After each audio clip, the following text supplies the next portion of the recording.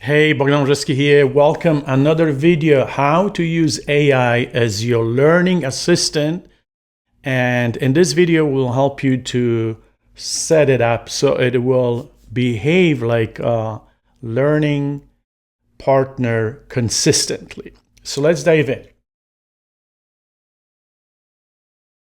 So in the last video, we talked about the mindset. This is very important so you understand that any AI is just a machine and it behaves exactly the way you set up, the way you create a framework. It will follow clearly instructions. If you avoid and you skip that step, the machine will start doing all kinds of things that are not relevant to your learning process. So just be aware of that. So it is your responsibility every single time to make sure that whatever you do and how you use AI, the quality of the work that you input will be determined by the quality of the output.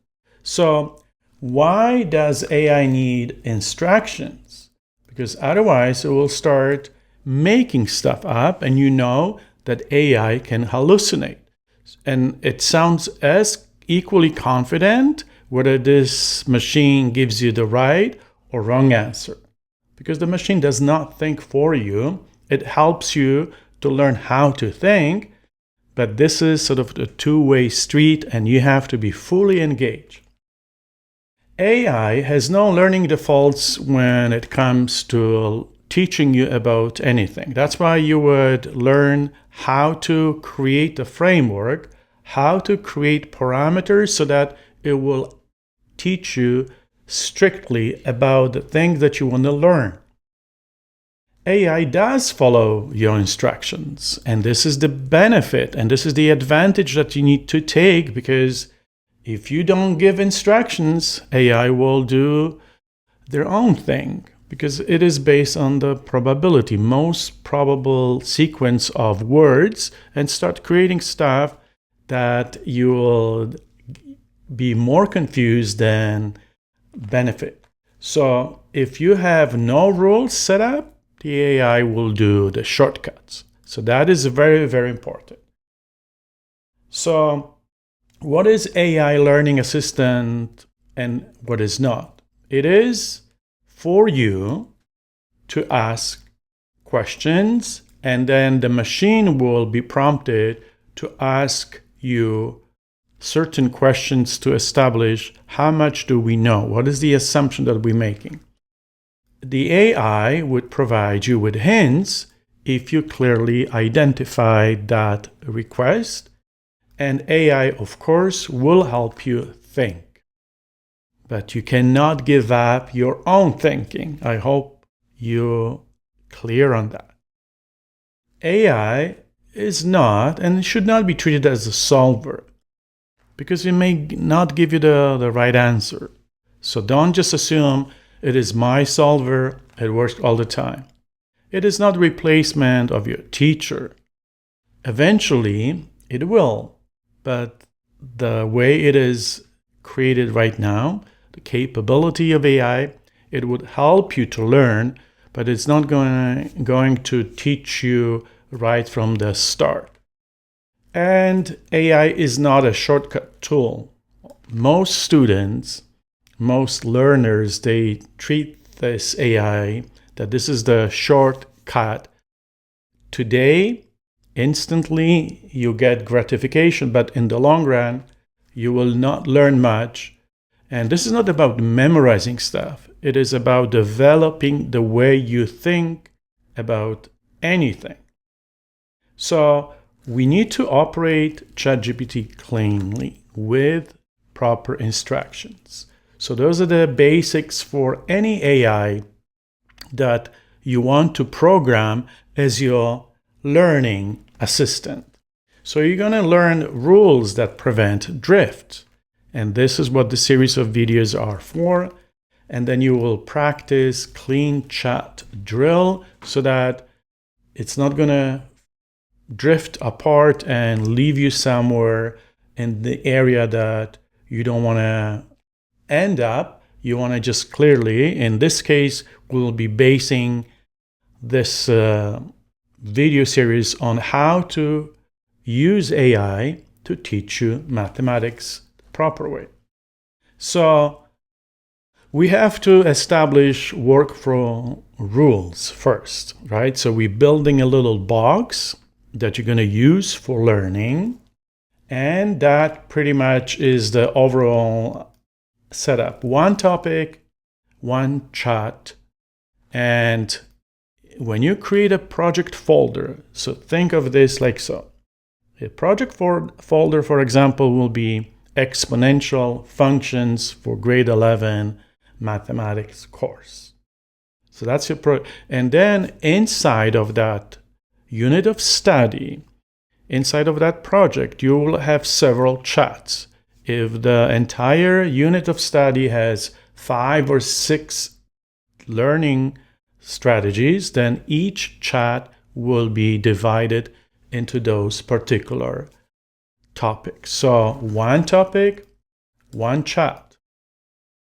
The moment you continue changing, switching topics within one chat, the machine will get confused and start spitting out answers or give you some directions that will be very confusing.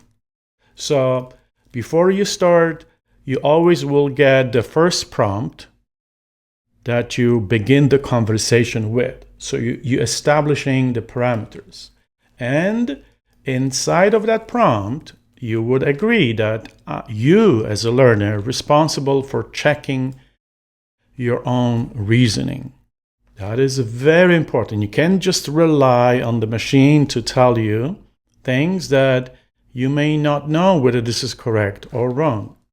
So hopefully that is clear. One topic, one chat, and one goal. So in each topic, there is one learning concept that you cover so that it's fully explored and you get the best possible results when using AI. So we don't want to mix subjects in one thread, so that's clear. And if your question changes topic, restart. So you have to reset so that the machine is not drifting away. So misuse examples and recovery, this is what often happens. If you have a topic A, then you switch to topic B and then to topic C. That is defined as a misuse within the same chat, misuse the role of AI, and AI will start inventing things because there is a confusion.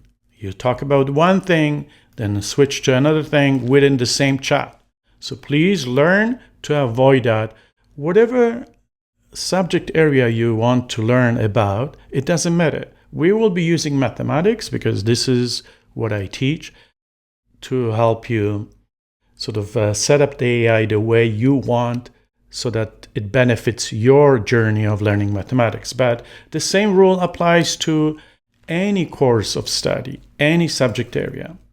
So when you do misuse AI chat from switching topic, then the result will be confused and answers will be just made up. So when you get into that habit of creating one topic per one chat, you will see the beautiful results.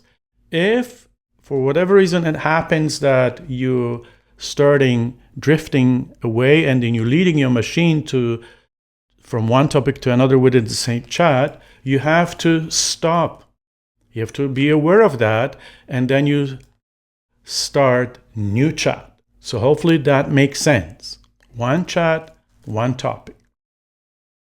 So tutor prompt must be the first message. So you're setting the framework. You're telling the machine exactly those are the instructions that we will do.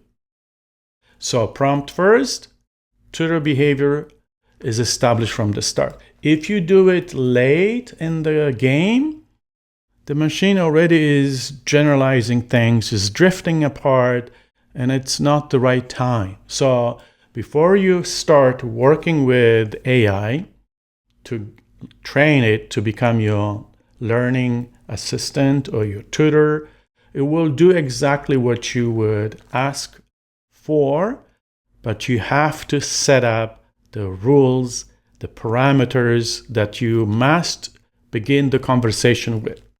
So you would use that prompt before you start any questions. So this is the prompt that you may wish to sort of construct, and you will have it available in downloadable files at the end of the video. So you must make a statement. You are my learning tutor, right? So this is the clarity. Your job is to help me understand, not give answers. Because what's the point of learning if you say, tell me the answer to the question, a machine will give you an answer, not even knowing whether this is right or wrong. You just copy it and you think you're done, but you're not learning. Ask me questions before explaining, right? So we have to sort of be very clear before you start working with this AI. Give hints, not full solutions. Very clear. Correct my reasoning, not just results. So now you're engaging in conversations. You will be sharing your work, and then AI will give you hints, will lead you, and you start making progress like never before students had this kind of opportunity. Before you go further, you're saying that state all assumptions you're making. For example, if you're thinking about the exponential function topic, if you not specify that this is grade 11, for example, in Ontario MCR3U course, the AI may start making assumptions that you already know calculus at the grade 12 level course and start doing stuff that are not relevant to exponential functions, but not relevant to your course of study. So those are the assumptions that AI may make unless you clearly specify what you're doing. Very important statement. You have to say, I'm responsible for checking your reasoning. So you're in charge in the process at the end of the day, and you have to be asking the right questions so that your machine needs to be able to explain why this solution is done this way, why that works, all the sources that were used for this particular topic. If the machine needs to be told that if anything is ambiguous, if anything is not clear, ask clarifying questions. That is very important. And if we switch to a new topic, start new chat. So this is sort of the standard way of beginning a conversation to make sure that AI becomes your personal teacher or assistant in learning or tutor, whichever way you want to call it. So if you observe that you create a prompt, you started the conversation and AI starts solving right away, you stop it. You would say, start solving first and why. I didn't ask you to solve it. I want you to give me some direction first. So ask me 2 questions about what I already know, for example, instead of giving me the answer. Provide hints only. So those are the controlling statements that you have to implement in situation where the machine starts jumping into solving without being even asked for. So just be aware of that. After you paste this prompt that we just shared with you, you would stop. Don't ask AI questions. In the next video, we'll teach you what are the follow-up questions so that you're getting from the beginning on the right track. So hopefully you understand what is important, what is the key message in this video. To set up clear parameters so that the machine can teach you the right things. Thanks for watching. We'll see you in the next video. Bye for now.